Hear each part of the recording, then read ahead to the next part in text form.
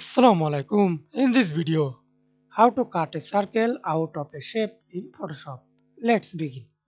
I already inserted this shape. I apply step on, right click on your mouse, click elliptical marquee tool, then hold shift, click and drag on your mouse, add position, create a layer mask, then press Ctrl I, then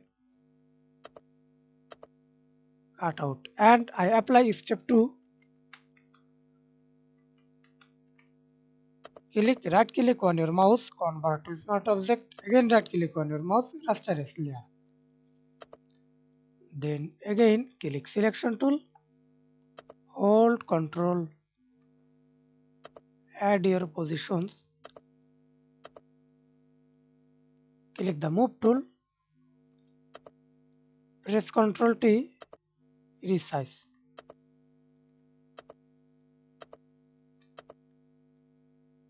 Press Ctrl D. That's it. Thanks for watching video. Please subscribe to my channel, like, comment, share.